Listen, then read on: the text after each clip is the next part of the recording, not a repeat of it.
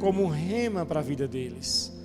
Eu anulo e repreendo toda e qualquer atividade de Satanás contra esta reunião, contra esse culto, contra a exposição da tua palavra, no poderoso nome de Jesus, e declaro cada coração sedento, cada coração aberto, sem distração, cada coração como um solo fértil, que vai receber a tua palavra e vai acolher com mansidão no coração. E a palavra, assim como uma semente, ela vai produzir frutos. E essas pessoas verão a tua palavra se cumprindo na vida delas, como Isaías 55:11, que diz que ela não voltará vazia, mas cumprirá com o propósito pela qual ela foi designada. E nessa noite, o desígnio do Senhor para nós, por meio da tua palavra, é para crescermos, Pai, em nome de Jesus. Os irmãos dizem amém. Queridos, vamos para o tema da palavra dessa noite. O tema de hoje chama-se Recomeçando do Zero. Repitam comigo: recomeçando do zero. Essa foi a palavra que o Senhor colocou no meu coração terça-feira. E eu então durante a semana fui trabalhando ela, e para chegar nesse ponto de hoje, para poder abençoar você. E vamos ler o Salmo capítulo 113, versículos 7, 8 e 9. Quem já encontrou pode dizer amém. Vamos então para uma palavra de ensino hoje à noite. Diz bem assim a palavra do Senhor. Diz que Deus, Ele levanta do pó, Salmo 113, versículo 7. Ele levanta do pó o necessitado e ergue do lixo o pobre. Diga glória a Deus. Coloca-os entre príncipes, sim, entre os príncipes do seu povo. Ele dá uma família à mulher estéril e a torna uma mãe feliz. Diga graças a Deus. Queridos, que bênção. A palavra de Deus aqui está nos apontando que Deus é esse Deus que levanta o homem do pó, e o necessitado Ele ergue do pó necessitado e ergue do lixo o pobre. Eu não sei se você, assim como eu, consegue enxergar nisso daqui uma situação de extrema assim, necessidade. E aqui mostra um quadro de alguém que estava realmente em uma condição social extremamente no zero. Porque você está na pobreza é uma coisa, e está no lixo já é o extremo da pobreza. Aqui é o quadro de alguém que está realmente no zero. Depois a palavra mostra também a condição de uma mulher estéril. E essa condição da mulher estéril, aqui já não é uma pessoa que está com a sua vida como um todo no zero. Essa pessoa está com uma área da sua vida no zero. Ela quer ser mãe, mas não pode porque é estéril. E essa é a condição, talvez, hoje, de muitas pessoas aqui, que de repente você esteja em uma situação na sua vida como um todo, aonde você já chegou no zero, ou de repente você está com uma área na sua vida em que você está lidando, que realmente está sendo muito difícil, e você está, na verdade, já no zero, está no limite já. E essa palavra de hoje não só vai ser um refrigério para você que está nessa condição, como também é uma palavra que vai apontar um caminho para você sair dela. Quantos querem essa palavra de hoje?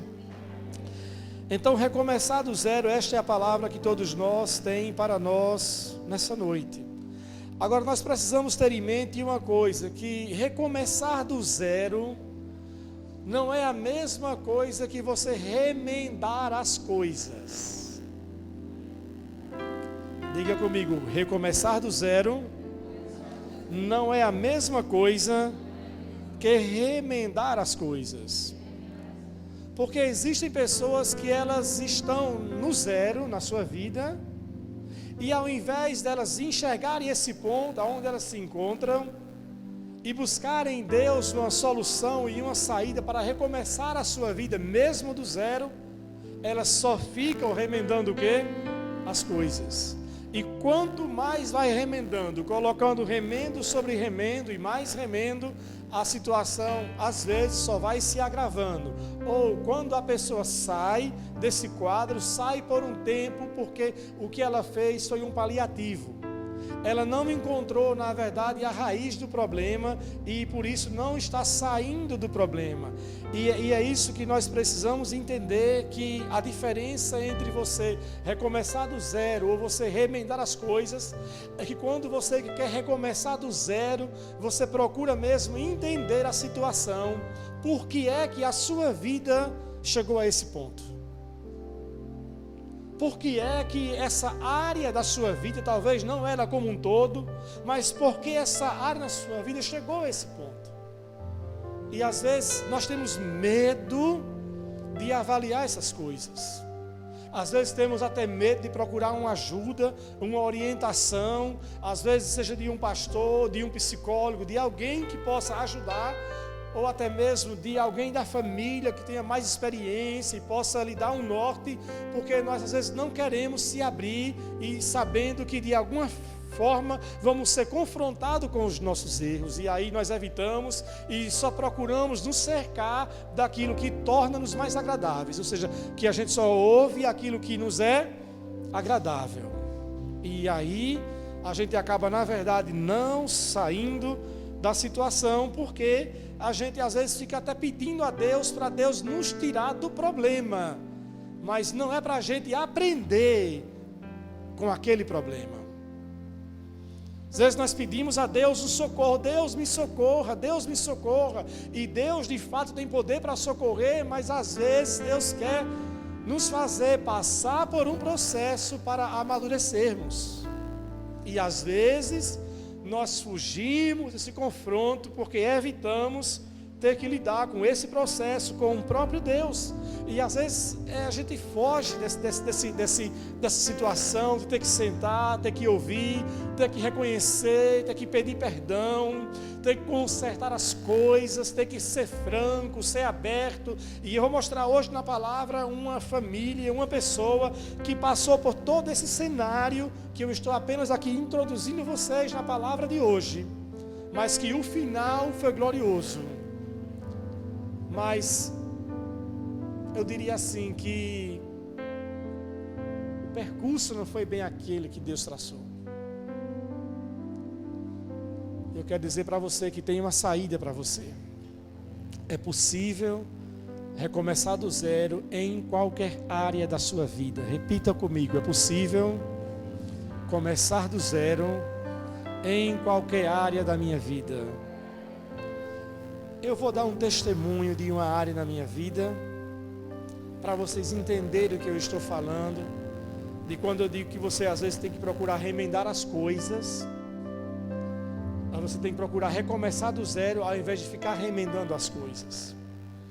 Por muito tempo, eu passei por muitos apertos financeiros.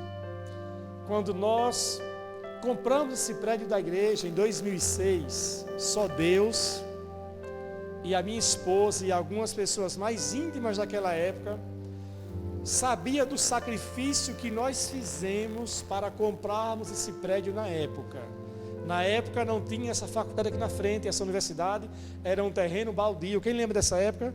Que era um terreno abandonado aí na frente da igreja, e esse prédio aqui nem tinha tanta valorização comercial. Nós compramos esse prédio na época, em 2006, por apenas R$134 mil. E foi um milagre, não só o preço, como o que Deus fez para comprarmos esse prédio. Mas até chegarmos na compra do prédio e depois para a gente sair do aperto que continuou como reverb por quase 5 anos da compra desse prédio, isso nos trouxe muitas situações de aperto financeiramente, tanto na minha vida pessoal quanto para a igreja. E um agravante a mais foi que a gente estava meio que respirando financeiramente, saindo do aperto da compra do prédio, E aí apareceu um homem na minha vida que eu já o conhecia, que era um pastor, vergonhosamente era um pastor, mas que estava em uma igreja boa, aqui em Aracaju, conhecia a igreja. E ele então chegou para mim e disse assim: Jair, eu estava orando, e Deus falou comigo para dar uma oferta de 10 mil reais para a igreja Palavra da Fé. Imagine, fiquei, meu Deus, que bênção, que glória, 10 mil para a igreja. Já fiquei assim, pronto, vamos sair de um aperto agora, vai ser uma bênção. Mas ele andava de bicicleta, ele andava numa situação social muito assim, com muito aperto, e eu fiquei bem assim, depois caiu a ficha, mas ele vai dar 10 mil reais como? Se esse camarada parece que não tem. Aí em uma conversa eu falei, tá, mas como é que vai ser esse processo? Ele disse, não, eu vou receber uma indenização de 5 milhões de reais de uma empresa que eu trabalhei. Quando ele falou isso, eu falei, poxa, isso vai dar 10 mil.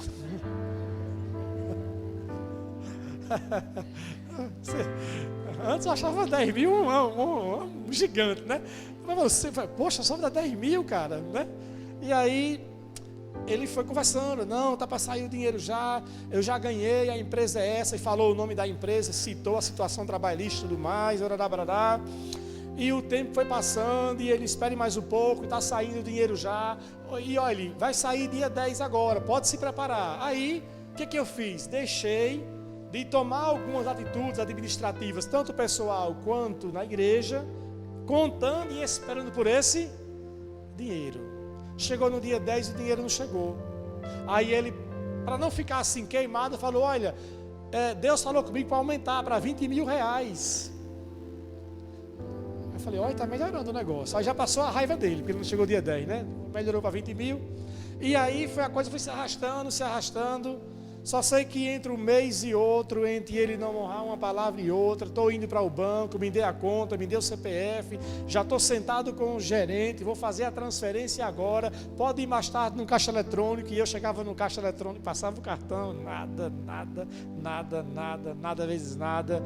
E isso foi se alastrando, demorando, e quanto mais demorava, mais eu me enrolava financeiramente, porque eu passei erradamente a contar com esse dinheiro.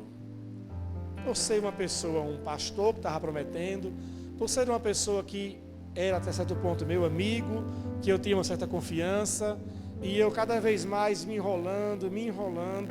Para vocês terem uma ideia, essa promessa chegou a 100 mil reais. No decorrer de todo um ano. Consequentemente, a minha situação financeira, que estava em um determinado quadro, quando ele apareceu, agora já estava pior ainda. Porque eu tirei os meus olhos de quem? De Deus e da sua palavra. Deixei de tomar algumas atitudes na administração pessoal e comecei a depender disso. Até que eu viajei para o Rio e quando eu voltei, Sandra me disse, Jair, Deus me deu um sonho, e nesse sonho eu via você prostrado diante desse homem. E a interpretação foi clara: você está dependendo dele, não está mais olhando para Deus. Você está fazendo dele o seu Deus. E eu falei bem assim, eu vou resolver isso hoje. Peguei o telefone, liguei para o homem, chamei ele na minha casa, disse bem assim, a partir de hoje, eu renuncio essa promessa sua na minha vida. Eu quebro o meu vínculo com você. E a partir de hoje você não me deve mais nada. Porque desde o dia em que você entrou na minha vida e me fez essa promessa, a minha vida só piorou. Você trouxe muitos problemas para mim. Eu não quero mais estar associado com você. Eu não quero mais andar em amizade com você.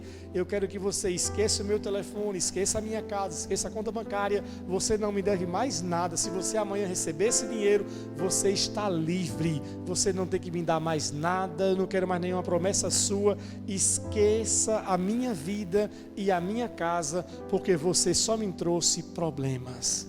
Em nome de Jesus. E ele falou, tá certo. Saiu da minha casa, saiu da minha vida, e ali Na área financeira, eu tive, com a minha esposa, com a minha família, que recomeçar do zero. Eu sei que recomeçar do zero não é fácil. E eu precisei expor para ela coisas que eu não havia dito para ela, coisas que ela não sabia. Eu já estava em uma situação, eu acho que dos meus amigos, não tinha nenhum amigo meu que não tivesse pego dinheiro emprestado. Pegava aqui para pagar ali, aqui para pagar ali, um para cobrir o outro, um para pagar o outro, e era aquele ciclo, aquela cadeia de aflição, de angústia, sempre para poder honrar com a palavra. No banco, já não tinha mais banco, o banco já estava estourado o limite especial, os linhas de empréstimo, os cartões de crédito, todos os meios, já não tinha mais para onde recorrer, até o dia em que eu sentei com a minha esposa, e eu falei para ela, a situação é essa. Financeiramente estamos assim. Ela sorriu e falou, te amo. Foi assim? Não. Ela não é anja. Ficou chateada, ficou com raiva, chorou muito. Ela falou, meu Deus, que situação. E eu contei tudo aquilo, pedi perdão, nos entendemos, traçamos um plano. E eu lembro que no dia seguinte eu fui levar Henrique numa autoescola. Henrique estava fazendo autoescola para tirar a habilitação. Quando eu deixei ele na autoescola, dirigindo, o Espírito Santo começou a ministrar ao meu coração, dizendo bem assim, você não foi totalmente sincero com a sua esposa. Você não contou tudo. E aquilo que você está escondendo financeiramente, coisas que ela não sabia, ele disse bem assim, isso vai ser para você, vai lhe destruir. Isso vai voltar novamente a crescer e você não vai sair. Aí eu falei, eu vou ter que contar tudo, o Santo falou tudo. E eu fui chorando do Santos Dumont até em casa, na Aruana. E eu falei para ela, meu Deus, me dê coragem. Aí depois eu pensei, se ela não morreu ontem, que foi com o pior, não vai morrer hoje, que é só essa partezinha pequena que falta. Então eu tive uma coragem por causa dessa palavra que eu recebi. Não sei se foi de Deus, se foi da minha alma, mas aquilo me encorajou de verdade. Eu falei, tá bom, se ela não morreu ontem, com tudo que eu falei, não vai morrer hoje. Né? E eu lembro que eu chamei o pastor Heleno para ir na minha casa, participar dessa conversa. Falei, Heleno, me ajude.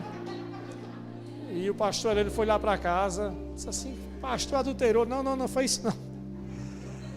Aí sentei com o pastor Heleno, com ela em casa, falei, olha filha, eu contei para você ontem tudo, mas não foi tudo. Tem mais isso e mais isso. Eu acho que ela pensou assim, só não vou matar porque não se come. Mas que dá vontade de dar, né? E aí, mais uma vez ela nos perdoou, me perdoou. Não foi nada ilícito, não foi nada ilegal, não foi nada desonesto. A minha desonestidade foi não ter sido transparente com ela, mas não houve nenhum compromisso com ninguém que não foi pago, ou que foi dado calote, ou que ficou mal, ou com mau testemunho que eu dei para qualquer pessoa, para todo mundo, mesmo quando eu não tinha o dinheiro que eu havia pego emprestado no dia, eu dava uma satisfação e logo pegava emprestado com o outro e pagava aquele, mas eu pagava. Nada foi feito desonesto. E aí eu reuni a liderança da igreja, aqueles mais íntimos, coloquei numa sala, e disse bem assim, eu quero pedir perdão a vocês, porque nessa área eu não fui transparente com vocês. Não foi nada que envolvesse a igreja, mas como líderes, eu não estava sendo sincero com eles, em dizer que as coisas estavam bem quando não estavam bem, e até mesmo por ter pego dinheiro com eles emprestado, toda uma situação que eu acabei entrando. E E eu falei bem assim, mas eu hoje estou disposto a recomeçar a minha vida. E ali começou na minha vida um processo. Pedi ajuda ao meu pastor Val, que é do Rio de Janeiro, com quem Deus usou de uma maneira sobrenatural, que foi alguém que Deus colocou para nos dar refrigério. E durante essa crise, mês após mês, o pastor Val enviava do Rio de Janeiro dinheiro, dizia: pague a fulano, pague a Beltrano, pague tal conta, pague isso, pague aquilo.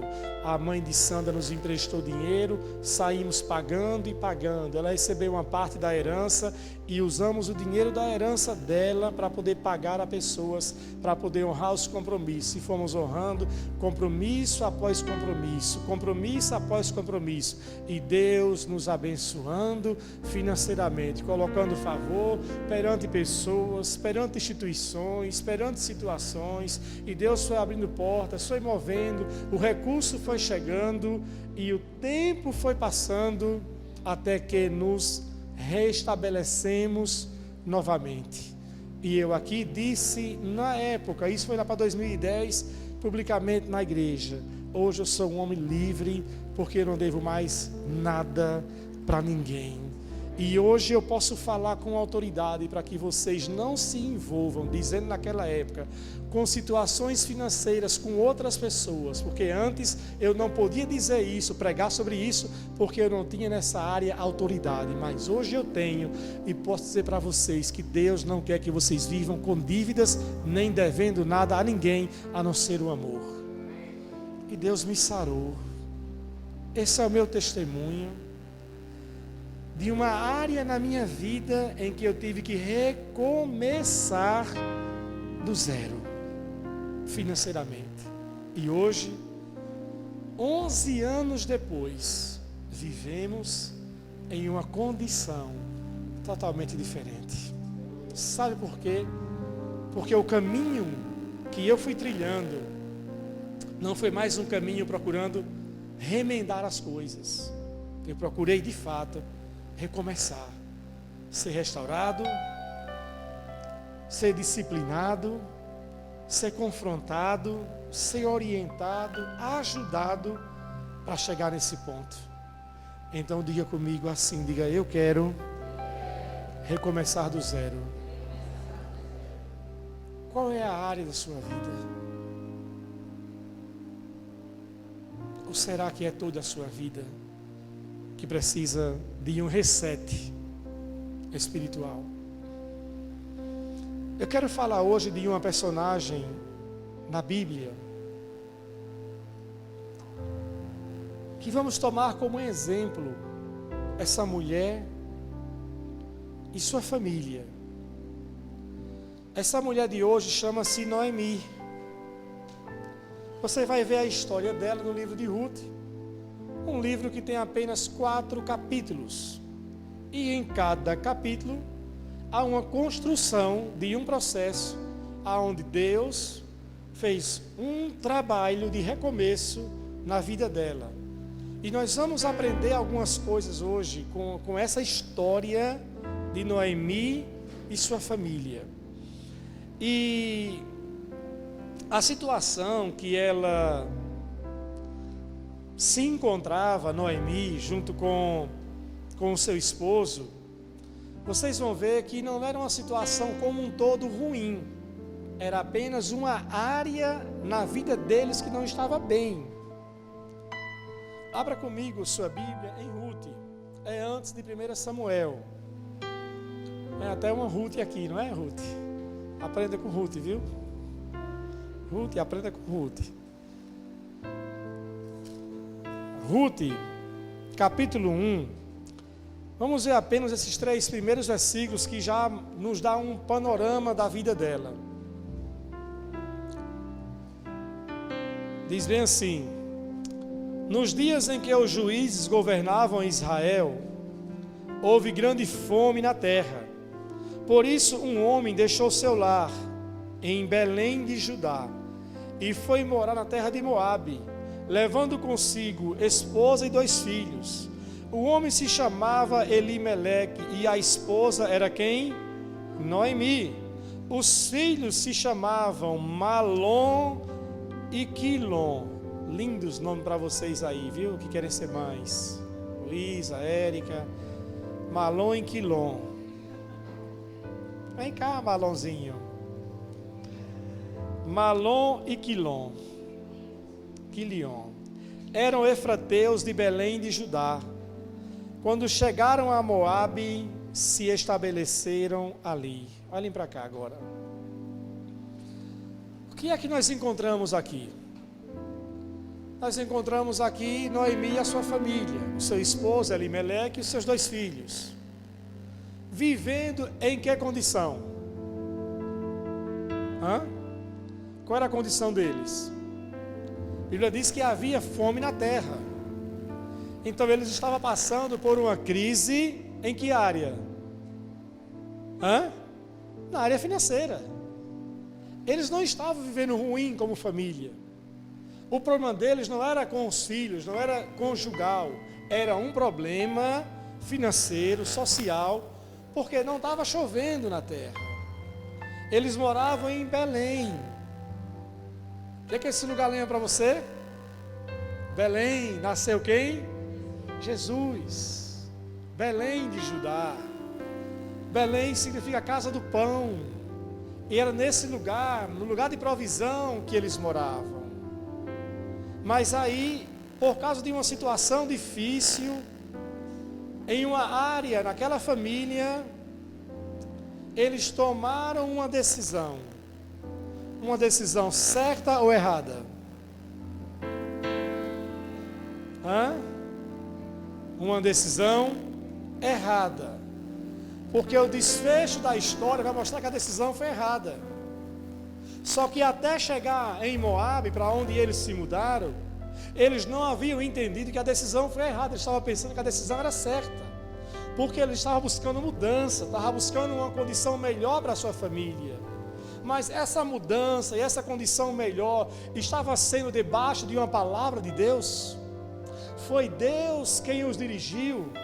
Houve uma palavra profética de Deus indicando que eles deveriam sair daquele lugar e procurar se estabelecer em uma outra comunidade?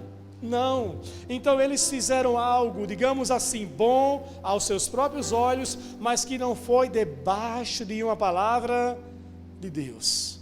E é aí aonde muitas pessoas começam a errar, quando elas tentam recomeçar do zero, mas elas tentam recomeçar do zero, tentam fazer as coisas sem estar debaixo de uma palavra de Deus.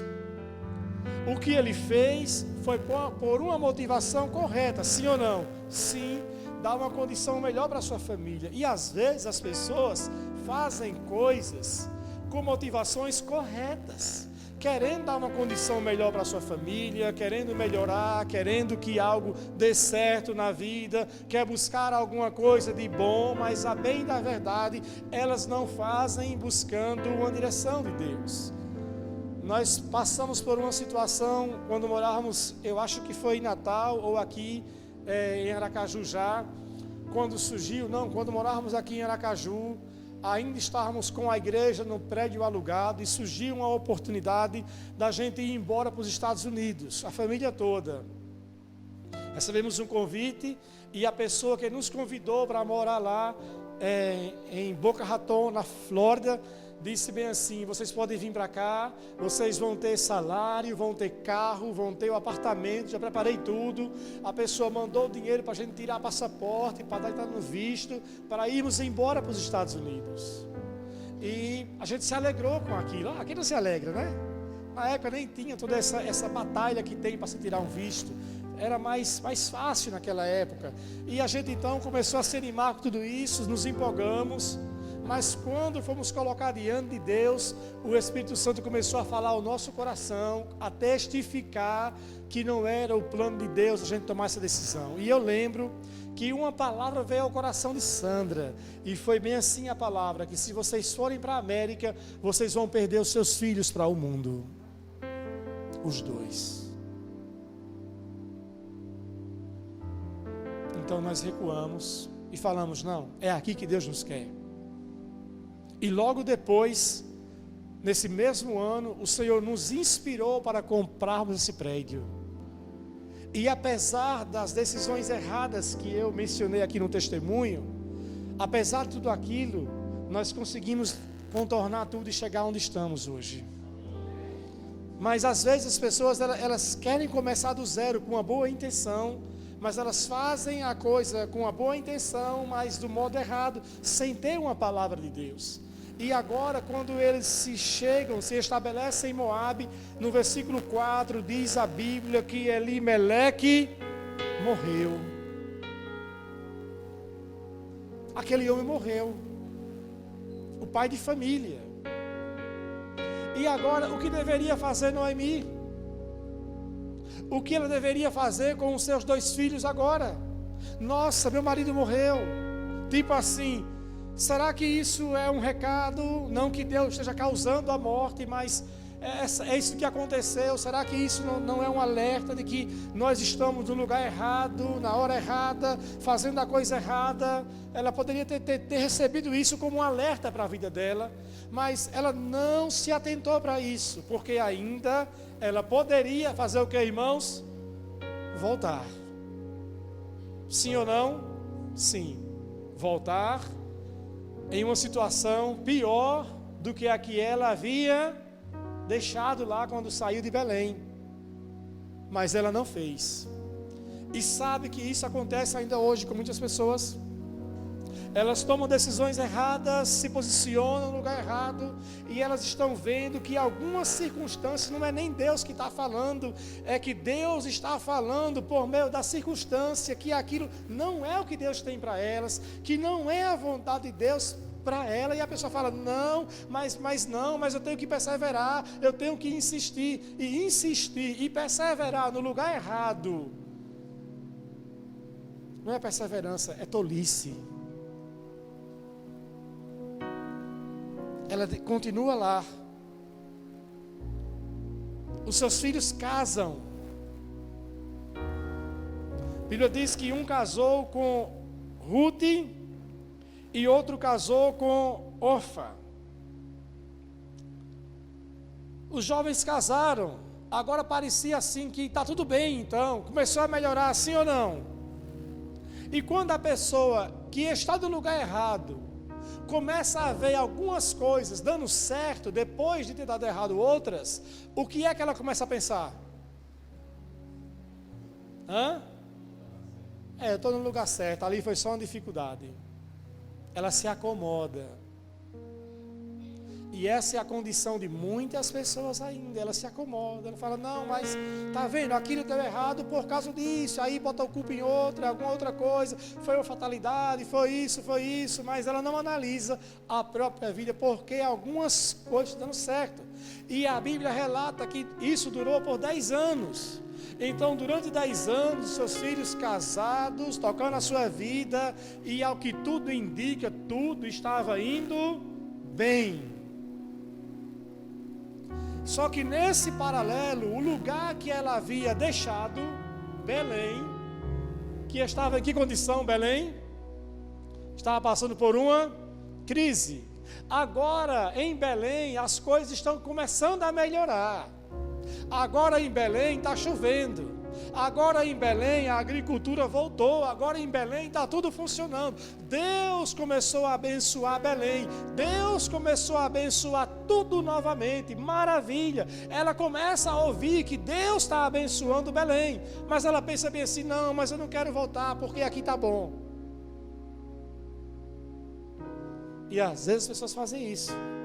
Elas começam a ver que Deus está abençoando outras pessoas, Deus está fazendo algo, porque aquelas pessoas estão praticando a palavra, estão seguindo a palavra, estão fazendo o correto, estão praticando a palavra. Ela pensa assim, não, mas eu estou no lugar errado, mas Deus também está me abençoando. Está tudo bom para mim também. Mas aí vem o pior. A Bíblia diz que os seus 2 filhos também morreram. Quilion e Malom morreram. E agora? Permanecer? Ou definitivamente entender que era preciso voltar e recomeçar do zero. O que essa palavra hoje está movendo no seu coração? Você está conseguindo entender o que Deus quer falar com você hoje? Talvez em alguma área na sua vida você está entendendo que Deus quer que talvez a condição do seu coração mude, porque você insiste ainda em fazer algo sabendo que é errado, sabendo que não é a vontade de Deus, e você vai levar isso até quando? Se eu tivesse continuado com a minha vida naquele ritmo, o meu casamento teria acabado. Se eu não tivesse morrido de tanto desgaste financeiro, ou sei lá o que. Mas graças a Deus, porque o Senhor me sarou, e o meu casamento foi preservado, minha família preservada. Mas Noemi decidiu fazer algo. Ela fala bem assim: eu vou voltar. Agora voltar para ela, para começar do zero, ela sabia que ia ter que passar por algumas coisas. Sim ou não? Sim. Ela sabia que ia ter que se reencontrar com a família. Ela sabia que ia reencontrar com pessoas que ela havia conhecido. E as pessoas iriam perguntar: e o seu marido, e o seu filho, o que aconteceu? Então ela ia ter que lidar agora com um sentimento de condenação, de culpa e o pior de todos, de fracasso. Porque quando temos que recomeçar do zero, o sentimento que a gente tem é de fracasso. Sim ou não? Sim.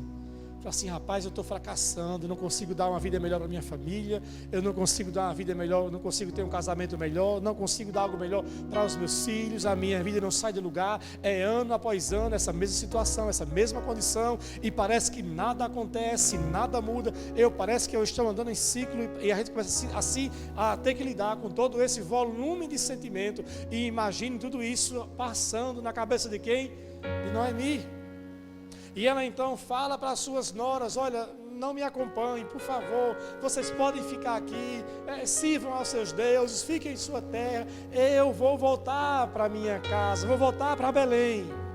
Ela ouviu falar que Deus estava abençoando Belém. Ela falou: eu vou voltar para Belém, eu vou voltar para esse lugar. Talvez ela pensou: eu vou voltar para um lugar da onde eu nunca deveria ter saído. Talvez essa seja a condição do seu coração. Você tem que voltar para uma situação na qual você nunca deveria ter saído. Ou voltar a praticar alguns princípios que você nunca deveria ter deixado de praticá-los. E você insiste. Ela então conversa com as duas e a outra diz para ela: não, tá tudo bem, eu vou ficar então, tá, eu não vou. E aí Ruth fala: não, eu vou com você. Minha sogra querida e amada. Olha, está aí uma pessoa que amava a sogra. Ela fala: eu vou com a senhora, eu vou. E não venha não, minha filha, eu não posso mais lhe dar filho. Não, mas eu vou, eu amo a senhora, quer saber de algo? Olha, o seu Deus vai ser o meu Deus. Aonde você for, eu irei. Aonde você pousar, eu pousarei. O que você comer, eu comerei. E nós vamos tocar a vida adiante, vamos viver juntas. Vamos nessa. Vamos recomeçar. Então, elas voltam para Belém. E quando chegam em Belém, você vai ver nos últimos versículos do capítulo, lá nos versículos 19 a 22, quando elas voltam para Belém, as mulheres da cidade começam agora, reconhecem ela, porque já havia se passado aí talvez 15 anos que ela tinha saído. E às vezes falam: nossa, quem é essa mulher? Tipo assim, ela está acabada, está arrasada. Porque não era para menos, né? Perdeu o marido, perdeu os filhos, o luto, a depressão, a tristeza que ela passou foi profunda. E tudo isso refletia no seu semblante. Ela se tornou uma mulher cheia de amargura, de tristezas. E sabe assim: mas não é essa Noemi? Não é essa que saiu daqui, que foi morar lá com os moabitas? Ela disse bem assim: sim, sou eu, mas não me chamem mais de Noemi, me chamem de Mara, porque o Deus Todo-Poderoso tornou a minha vida amarga. Deus tornou a minha vida esse cenário que vocês estão vendo. Deus? Foi Deus quem fez aquilo? Não. Deus permitiu, dada a desobediência do seu marido e dela depois. E ainda hoje as pessoas agem assim.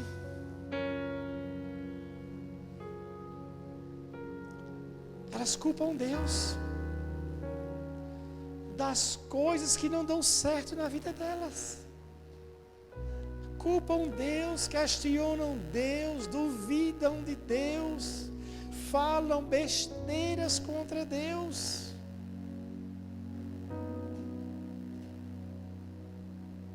Criam todo tipo de sentimento contra Deus, quando na verdade Deus não causou nada. Elas estão colhendo o fruto da sua própria desobediência. Mas Deus, com o seu amor e sua misericórdia, ainda está poupando essas pessoas. Mas ela decide ir para esse lugar de vergonha, se encontra com as pessoas, ela se reestabelece em Belém, e agora, não sabendo ela o que Deus estava preparando para ela. Quando ela volta para Belém, ela pede para que Ruth vá colher grãos de milho, espigas, vai colher as espigas e trazer os grãos, a colheita ali, de alguma forma, para elas terem alimento, para se sustentar. E então Ruth vai colher exatamente nas terras de quem? De um homem chamado Boaz, solteirão, ricaço. Cadê as solteiras para dizer aleluia? Cadê o meu Boaz, o meu resgatador também, né? E lá está Boaz, e Ruth está colhendo lá entre as trabalhadoras, e Boaz então olha e fala: quem é essa jovem que está colhendo entre as trabalhadoras aqui? Ah, é Ruth, é a menina, aquela que veio com Noemi, é a viúva. Sim. Olha, fala para ela o seguinte, fala para ela trabalhar somente nas minhas terras. Fala para ela não trabalhar em outras terras não, que é muito perigoso para ela. E alguém pode fazer o mal, deixa ela só aqui nas minhas terras, tá? E olha, dá uma proteção para ela, dá alguma coisinha a mais para ela. E ela disse: olha, tem mistério aí. Olha Deus trabalhando. No capítulo 2, no capítulo 3, Deus vai liberando, ouça essa frase, uma cadeia de favores para Ruth, que essa cadeia de favores para Ruth vai beneficiando quem? Noemi. E essa palavra o Senhor falou no meu coração hoje. Quando você volta para o lugar de obediência para recomeçar, Ele começa a liberar uma cadeia de favores para você, surpreendente. Por mais que Ruth fosse uma jovem tão bonita, mas talvez ela nunca imaginou que ela ia ter o desfecho que ela teve. Mas Noemi começou a sacar. Noemi sacou que Boaz estava com uma intenção mais profundo. E ela então era profunda, então ela deu uma instrução, falou: olha, à noite, quando ele for descansar, você vai assim, sem querer querendo, toma um perfume, bota um perfumezinho, se achegue, fique pertinho dele, fique lá pertinho dos pés dele e fique lá, tá? Só fique lá. Aí ela falou: beleza, e foi. E assim foi a noite, eles beberam, tal, a colheita, ela foi, se deitou ao ladinho dele, Ele acordou de noite e falou: uau! O que sucede aqui? O que se passa? Oh, glória! Oi, Boaz, eu nem sabia que você estava aqui, é você? Oh, sim. Inocente você, né, menina? Ah, é você, Boaz, sim, sou eu. E vão naquele diálogo. Ele fala: olha, fica aqui, mas vai embora antes de amanhecer o dia, porque não vai pegar bem. Saber que uma mulher ficou entre os homens aqui. E ele então dá mais uma bênção para ela. E ela chega em casa e Ruth diz: o que aconteceu? Que você está com um sorriso. A Noemi fala: a véia experiente. Como diria minha mãe, coiteira véia. Aí, o que aconteceu? Que você está assim, com sorriso no rosto, está tão animadinha. Foi Boaz, amiga, mulher. Ele está empolgado com esse negócio. Ela disse bem assim: pois se prepare, porque ele não vai descansar enquanto não ter aquilo que ele quer, que é você. E agora Boaz começa a fazer todo um movimento para então fazer o resgate da família.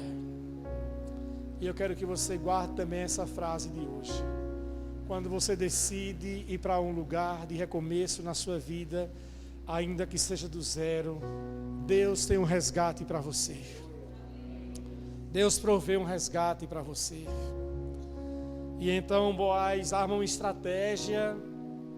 E ele diz bem assim: eu sei que se eu for resgatar as terras, comprar as terras de Noemi, eu vou ter que ficar com ela. E se eu ficar com ela, comprando as terras, por tabela, ele teria direito a casar com Ruth. Ele não poderia casar diretamente com Ruth, mas na sucessão da família tinha alguém mais próximo que pudesse então ser o resgatador. E ele então vai e fala para o homem: olha, você sabe, né, que tem aquelas terras que Elimeleque morreu e as terras deles estão aí, alguém tem que comprar, e você é o parente mais próximo. Você quer comprar as terras dele então, porque você é o parente mais próximo. Aí o homem diz: quero. Acho que ele disse: eita, poxa, dancei, perdi Ruth. Aí ele pensou, falou: e agora? Se ele comprar, resgatar a terra, vai ter Noemi, vai ter Ruth, perdi. Aí ele disse: mas tem uma coisa, se você resgatar as terras, você vai ter também que casar com Noemi, com a viúva. Mas ele foi tão esperto que ele não botou Ruth na jogada, ele nem mencionou o nome dela, ele botou a bucha. Ele botou a véia. Tu vai ter que casar com a véia e vai ter que se ajeitar aí, porque o negócio para você que tem é isso. Você vai querer e olha, vai ter que dar filho para ela, vão ter que ter herdeiro. Aí o cara falou: rapaz, não quero nada aqui não, estou fora, nada, pulei fora, não, deu ruim, não, desiste. Você não quer não? Não, pois então eu quero. Quer mesmo? Quero. Chama toda a cidade, chamaram a autoridade, fizeram o pacto. E ele então torna-se o resgatador das propriedades de Elimeleque, recebe Noemi, mas vem a bênção que ele tanto queria, que era Ruth. E eles então casam. E aquela mulher que decide recomeçar do zero, vê a sua vida agora sendo restaurada como um todo. Ruth casa com Boaz, nasce um filho e dá-lhe o nome de Obed. Agora Noemi começa a balançar essa criança e toma para si como se fosse o seu filho. E as mulheres que haviam olhado para ela com indiferença, agora dizem assim: nossa, como Deus lhe abençoou. olha para a sua vida, você agora tem um filho. O que Deus fez com você, Deus te abençoou, Deus agora está dando para você um lugar de destaque perante a sua família, dando um lugar de honra para você e para a sua casa. E ela se alegra e obede a esse homem que depois casa, nasce o seu filho chamado Jessé, que o Jessé é o pai de quem? De Davi, de quem descende Jesus Cristo.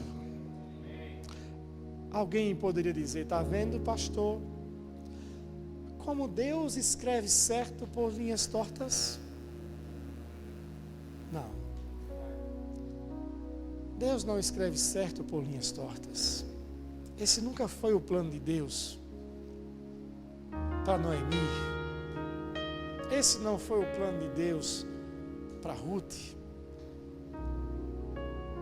Dessa situação foi tipo assim, do pior que aconteceu com Noemi, Deus vai extrair o melhor. Porque Deus, Ele é perito em transformar maldição em bênção. Aquilo que para Noemi parecia ser o zero para recomeçar, ela olhou para uma outra perspectiva e viu o zero como um marco zero. Esse vai ser um lugar de recomeço na minha vida.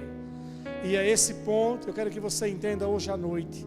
Talvez uma área na sua vida onde você pensa que está destruída, Deus Ele vai restaurar e de hoje em diante isso vai ser um marco zero para você. Aquela situação que eu passei de vergonha na minha vida financeira foi o marco zero na minha vida financeira. E eu tenho aquele ponto como uma referência de partida de tudo que Deus fez na minha vida. E eu quero que você saiba, que você creia que Deus vai fazer o mesmo na sua vida.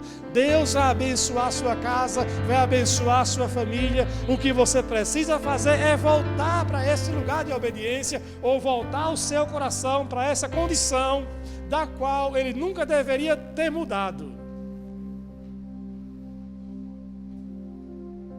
Às vezes as pessoas, elas buscam Deus quando tudo está ruim na vida delas, mas quando as coisas começam a melhorar, elas deixam de seguir o Senhor, de servir o Senhor, de servir sua palavra, de buscá-lo com intensidade. E eu estava essa semana acabando de ler o livro de Crônicas, 2 Crônicas, e eu pude ver uma oração que Davi fez, e Davi disse bem assim: Senhor, conserva para sempre essa condição no meu coração de te servir, porque eu saí de trás das ovelhas, o Senhor me deu um lugar de honra como rei de Israel, ainda se isso fosse pouco, o Senhor falou que a minha família, a minha dinastia ia reinar para sempre, ia ter um lugar de honra no trono. Senhor, obrigado por tudo que o Senhor fez. Sabe, Davi errou, mas ele foi rápido em colocar o seu coração de novo nesse lugar de obediência. E aonde eu quero que você entenda hoje à noite, que para recomeçar nesse lugar do zero, você precisa voltar o seu coração para esse ponto e falar: eu vou recomeçar. Quantos podem dizer amém? Você aprendeu algo nessa noite? Vamos ficar em pé em nome de Jesus.